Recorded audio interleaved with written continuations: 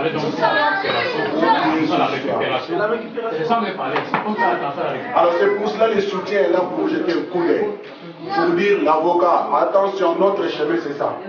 Parce qu'il y a plusieurs façons de demander. Par rapport à ce qu'il y aurait comme résultat, il y a soit le maximum qui est 25 ans, soit le minimum qui est 10 ans. Mais nous demandons le maximum. Mais après ça, nous avons aussi d'autres personnes qui voudraient inculper. L'homme, il doit être inculpé. Il n'a pas assisté la personne en danger. Il était à la maison lorsqu'il est descendu. À côté de lui, il y avait le corps de l'enfant changé avec le sang. Et lui, il a pris son carrosse pour sortir sans dire un mot. Pourquoi il est sorti avec le carrosse en le poussant d'habitude, il amène avec son vélo, avec sa moto. Et pourquoi il est rentré avec les autres habits? C'est de mon interrogation. Alors nous, ce sont les enfants qui ont parlé. Mais est-ce que tout le monde a été entendu? Non, il y a des témoins. Lui, il est témoin oculaire. C'est pour ça qu'il est témoin oculaire. Parce que c'est lui qui a bloqué le pour qu'il a pas ça. Donc il y a encore beaucoup de choses à mettre dans le dossier. Enfin que la femme pousse passer les 1 quart de sa vie dans le siège en prison. Donc, tout ça, il faut jouer avec ça. Et nous allons nous constituer en partie civile. En partie civile, je ne sais pas, nous aurons le même accès au dossier que les avocats de la dame ou notre avocat ou même le juge. Donc, c'est quelque chose qu'on ne voit pas clair tout de suite, on est là, c'est pas clair, il y a ça, il y a ça, il y a ça, il y a ça. Nous sommes en train de constituer aussi, comme le frère a dit, c'est notre enfant, c'est la dernière, mais avant elle. Alors, tout celui qui détient une information d'une agression, d'un disparu, nous allons mettre tout dans le dossier. Parce qu'après, il y a des dossiers, on défend nos enfants, et on défend aussi les ras-le-bol. Et les ras-le-bol, c'est l'accumulation de tous les employés. Et c'est pour ça que le soutien est là, ça va rester pour récolter aussi les informations. On vient de m'apprendre tout de suite qu'il y a un Congolais de chez nous qui a été agressé. Au niveau des gestions de donc ça aussi c'est notre dossier. Et comme nous allons maintenant enquêter les gens qui sont dans le juridique, ça serait leur job, les informations arrivent, on met ça sur le terrain, on récolte l'information, on prend les plaintes, on le soumet à l'avocat. Comme ça, le moment où nous allons réclamer, que ce soit dans les marques, des trucs, ce sont des preuves que nous détenons. Les gens ils sont là, ceux qui sont vivants, ils sont là, ceux qui sont enterrés, on connaît leur cimetière. C'est bon. Et à part ça, nous avons beaucoup de choses. Parce que la dame, comment elle va vivre? 3 mois après, elle arrive au Maroc, c'est l'enfant qui part. 1 mois. Est-ce que vous voyez une personne comme ça, elle a encore envie d'avoir vos immeubles ici? Qu'est-ce que la CR peut intervenir? Elle est de manière voisine. Tout ça, nous avons aussi besoin de ça. Savoir quel est le sort de cette dame. Et là, où elle vit maintenant, comment elle vit? Qui la soutiennent, qui est derrière tout ça. Donc tout ça, c'est aussi des cas que nous avons traités. Et je crois que par rapport à ça, si quelqu'un a besoin d'autres informations, il n'a qu'à poser la question, on peut me répondre par rapport au processus du procès. Mais nous n'allons pas entrer en détail, compte tenu que c'est encore, ça reste entre avocats et nous sommes, parce que nous sommes ensemble, on ne peut pas aller plus loin, parce que chacun peut prendre l'information puis transformer, et ça entrave le dossier, et ce ne serait pas bon. Donc il n'y a pas d'autres détails qu'on peut vous donner, je pense qu'il est en grosso modo, c'est ça.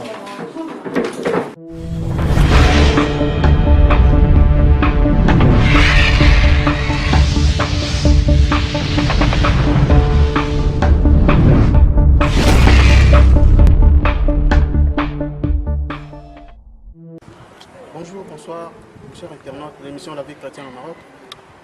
Je suis heureux de nous savoir nombreux à ce moment-ci, devant vos écrans, partout où vous suivez. Le dimanche passé, vous avez suivi comment on était ici. Nous sommes venus ici, le lieu où l'enfant était assassiné. Nous sommes allés jusqu'à la tribunal où on devrait avoir des précisions.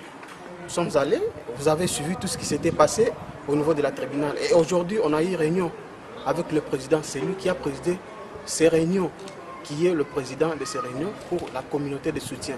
Alors, je vais avoir le président pour nous donner un peu la précision sur ce qui s'est passé. Par là, je vais dire bonsoir président. Bonsoir. Comment vous allez, président?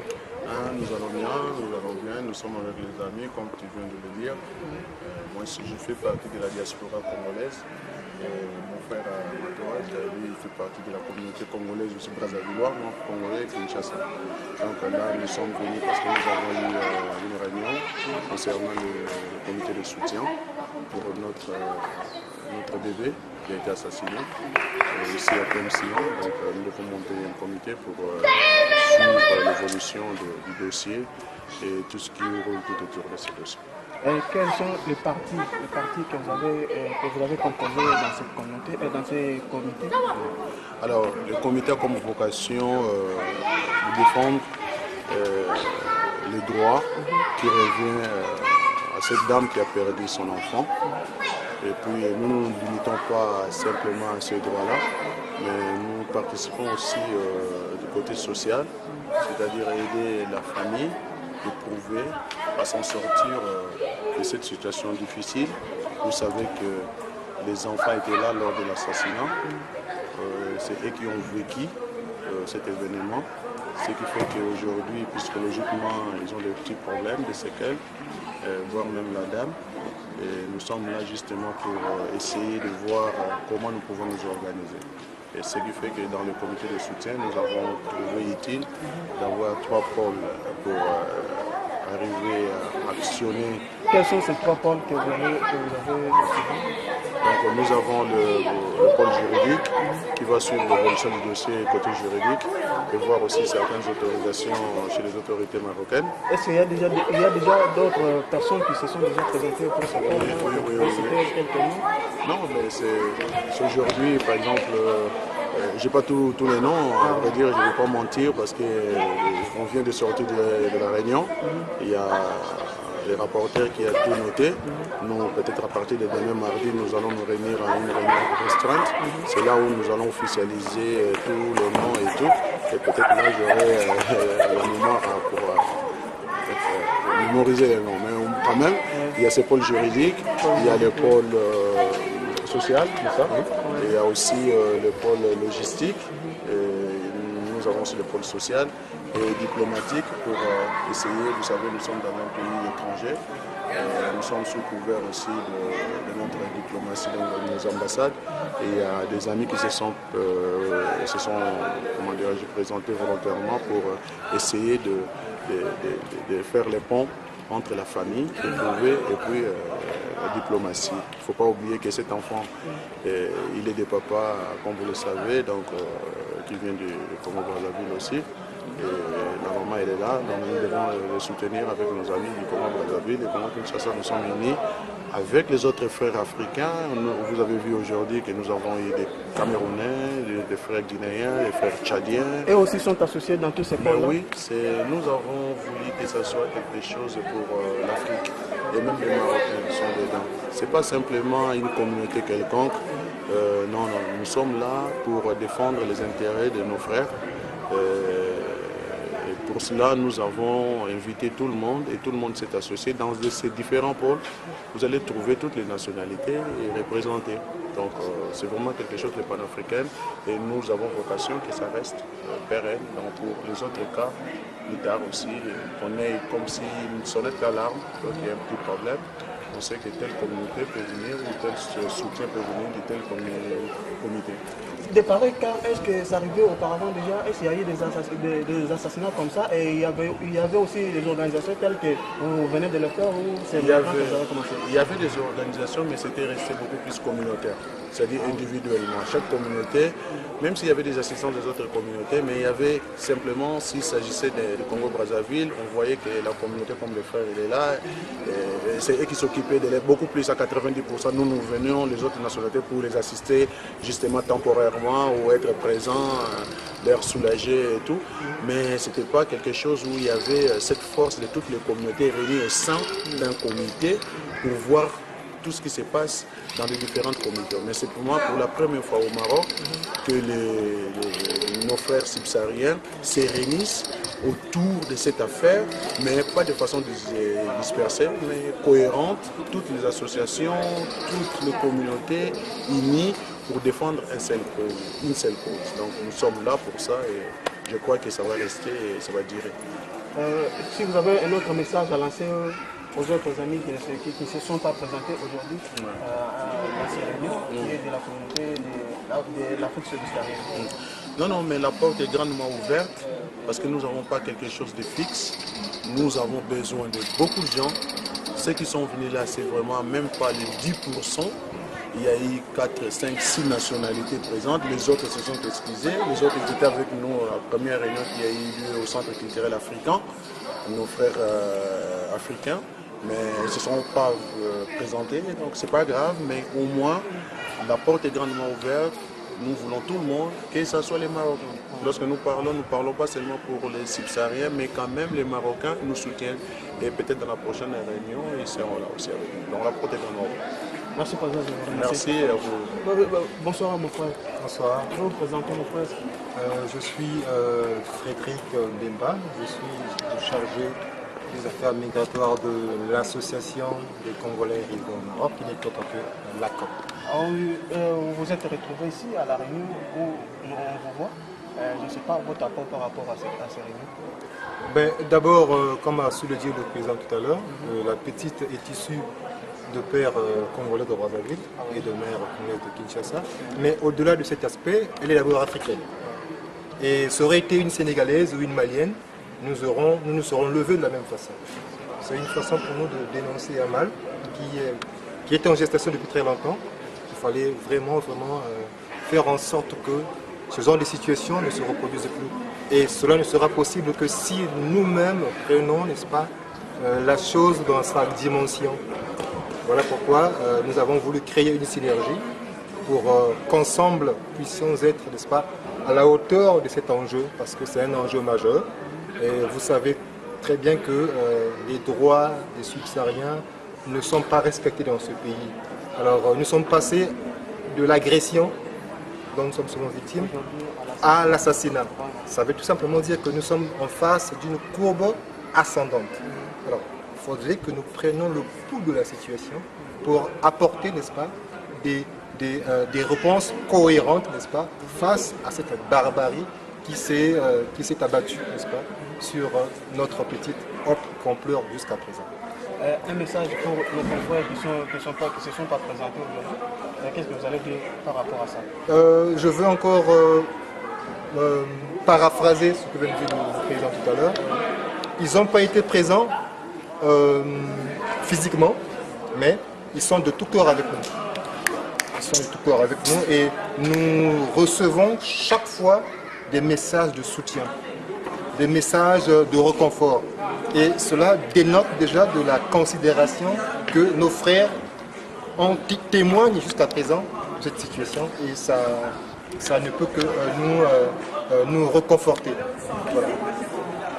Est-ce que vous pouvez avoir un autre message à part ce que vous venez de dire? Si vous avez un autre mot à dire, bon, le message, si je peux donner un dernier mot, parce qu'on a tout terminé, c'est de rester mobilisé. Que la communauté subsaharienne dans son ensemble reste mobilisée pour défendre un droit. Parce que déjà, supprimer une vie, c'est être en déphasage avec la loi. Et il faudrait que nous puissions nous mobiliser parce qu'il y aura l'enterrement qui sera fait et certaines actions qui seront menées de façon cohérente, bien sûr. Nous entendons que certains de nos concitoyens puissent se joindre à cette chaîne de solidarité pour qu'ensemble on puisse être à la hauteur de cet événement. Je vous remercie, monsieur. C'est moi qui vous remercie. Bonsoir, monsieur. Oui, bonsoir. Monsieur, vous vous présentez, s'il vous plaît? Bon, je m'appelle Konaté Abdullah, je suis de la République de Guinée. Oui, monsieur Konaté Abdullah, de la République de Guinée. Vous vous êtes retrouvé ici, nous avons vu il y a eu une réunion de la communauté africaine subsaharienne ici, par rapport à l'assassinat des enfants ici. Je ne sais pas, qu'est-ce que vous pouvez nous dire par rapport à ces comités?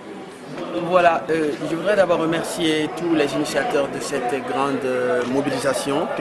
Que vous faites partie? Oui, j'ai été approché par la plupart des leaders, parce que quand j'ai appris aussi l'écho, ça m'a vraiment fait boum au cœur et froid au dos également.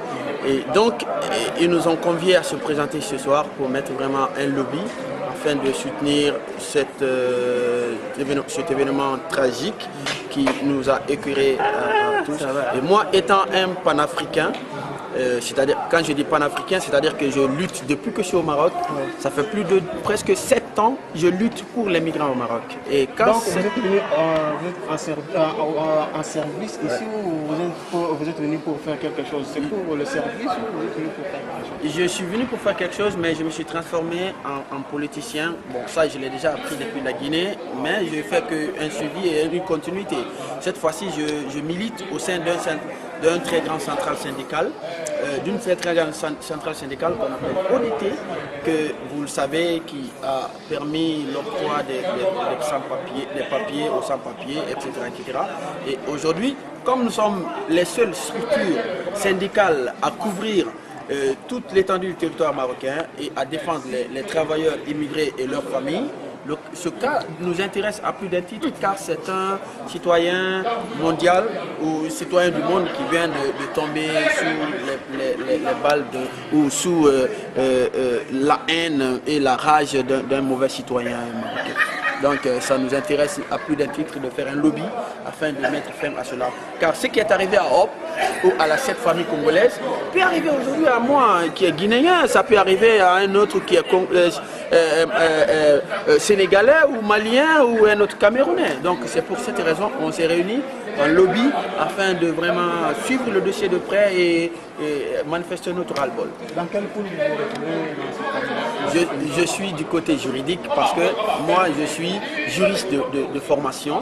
J'ai fait aussi le droit public, donc je m'y connais un peu en matière de juridique. Donc vous pouvez avoir un message à lancer aux autres patriotes qui nous écoutent en ce moment-ci concernant cette affaire, si vous pouvez le faire. Bien sûr que j'ai toujours des messages à lancer à l'endroit de tous nos frères et sœurs.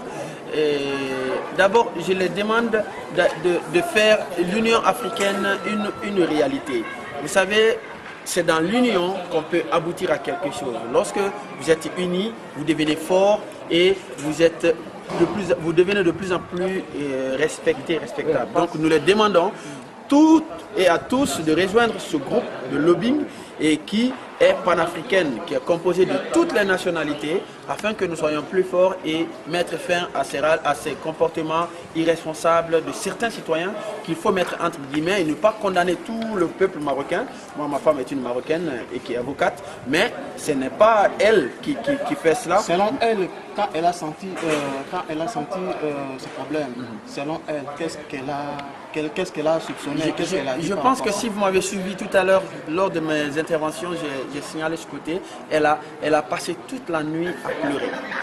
Et surtout, ce qui l'a beaucoup touché, l'âge de la fille et sa beauté qui vient d'être freinée ou stoppée, ça l'a vraiment touché. Elle a passé tout son temps à m'expliquer cela, qu'elle est très belle. Qui est-ce qui peut faire ça à une telle fille? Wallah, c'est ce qu'elle répétait et elle pleurait tout le temps.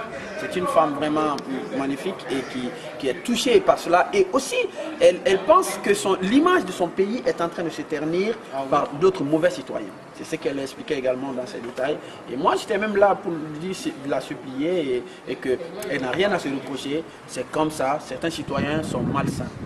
Voilà. Votre mot de la fin par rapport à... Je voudrais vous remercier et remercier tous nos frères et sœurs qui sont venus de tous les 4 coins du Maroc afin d'assister à ce grand rendez-vous qui est une première de la mise en place d'un comité de suivi et pour manifester notre ras-le-bol et aussi remercier et demander pardon à la famille éplorée nous ne sommes pas là pour réveiller leur fille. Notre fille, pardon, mais pour les soutenir et démontrer qu'ils ne sont pas seuls, nous sommes avec eux et nous resterons avec eux jusqu'au bout, Inch'Allah. Et vous remerciez vous aussi qui êtes là, de la presse et de la voix des sans-voix du côté migrant au Maroc. Merci, monsieur. Bonsoir, madame. Bonsoir. Comment vous vous présentez, s'il vous plaît? Oui, c'est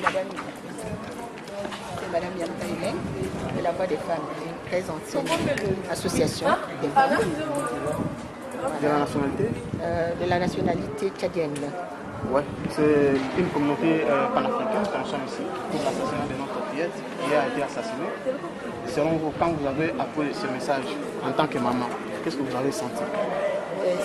J'étais franchement un peu sidérée vu que je suis ancienne lauréate du Maroc. J'ai fait l'université ici avant d'être militante aujourd'hui. Bravo. Alors, je ne sais pas, les mots me manquent pour m'exprimer en ce moment, mais je demande que le mieux vivre doit être notre combat.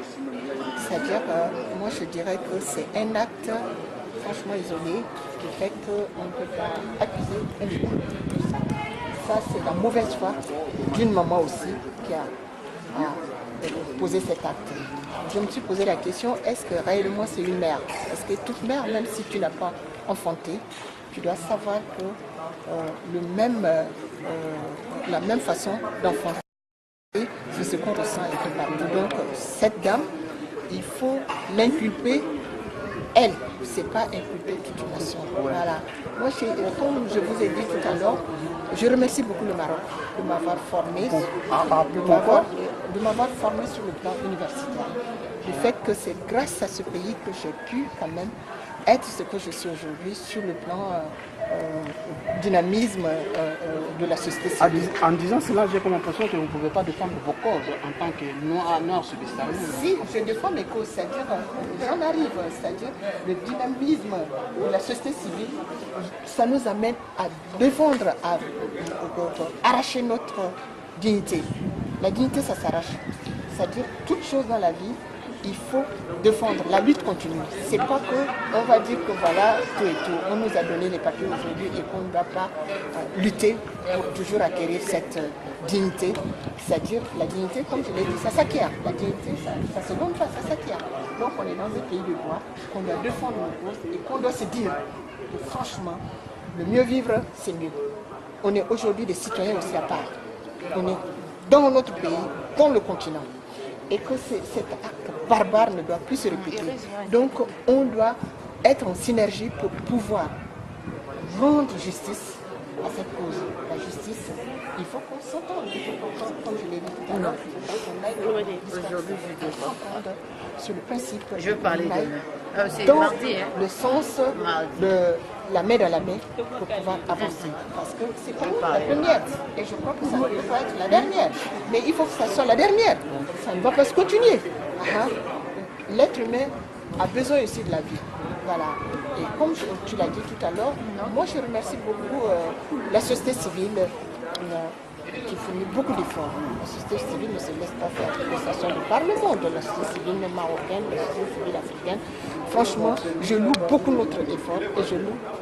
C'est une cause louable et noble qu'on est en train de défendre aujourd'hui. On n'est pas en train d'offenser, mais on défend nos droits.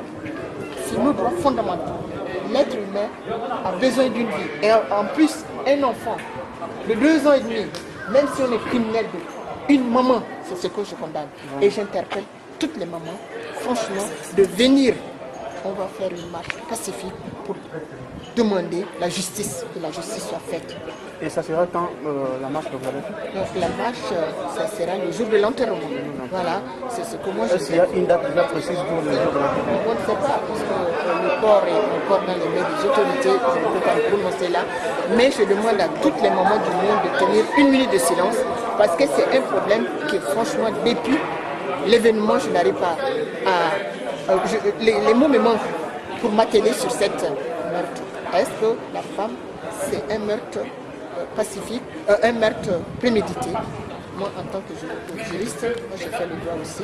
Je me pose la question, est-ce que c'est un meurtre prémédité ou parce que la dame, c'est un meurtre raciste qu'elle s'explique le jour. Pourquoi elle l'a fait en tant que mère? Merci madame. Merci. Chers internautes, c'était votre émission La Vie chrétienne présentée aujourd'hui pour avoir des précisions. Aujourd'hui, on était là pour la réunion qui s'est passée, la réunion panafricaine, on était là, nous avons suivi comment ça s'est passé. Et maintenant, nous sommes presque à la fin de cette émission. Vous avez écouté tout ceux qui étaient là comme les participants ont rencontré, le président et les autres. Restez toujours branchés parce qu'il y a trop de informations. Vous aurez des informations à propos de cet assassinat de cet enfant. Hop, comme sont en train de pleurer. Le monde entier pleure cet enfant. Comment à cet âge que l'enfant doit être assassiné. Vraiment, ça fait vraiment très mal au cœur. Alors, on n'a pas moyen. Mais toutefois, on laisse que la justice soit faite dans ce pays, que la justice soit faite. C'est parce que c'est vraiment dur. Alors, nous vous demandons, vous tous, les Africains, Afrique noire, nous devons être unis. C'est parce que les Maghrébins croient peut-être que toucher une personne, toucher un Congolais, c'est-à-dire vous avez touché seulement un Congolais, aussi longtemps que toucher un Congolais, c'est toucher toute l'Afrique noire. Alors nous devons être unis pour lutter pour notre solidarité, pour lutter pour nos droits dans ce pays. Voilà la raison pour laquelle aujourd'hui nous nous sommes présentés ici. Mais je ne terminerai pas cette émission sans toutefois dire merci à ce grand Dieu qui nous a donné le souffle de vie, qui a voulu à ce qu'on soit réunis en ce moment-ci et ici. En vous disant tout aussi vous, merci, vous, chers internautes, vous qui nous suivez partout dans le monde. Je dis merci à maman Céline Mouzito, toi qui nous écoutes en ce moment-ci. Je dis merci au président Rassile Zolo. Je dis merci à mes frères et sœurs partout où vous êtes, mes frères et sœurs de l'église Midi Miracle, mes bergers de l'église Midi Miracle, mon pasteur de l'église Midi Miracle, sans toutefois oublier ma famille. Ma petite sœur Laetitia Mbala qui est là. Je dis merci aussi à mes frères et sœurs et tout le monde, mon père, ma mère et tout le monde. Je vous dis bye et restez branchés.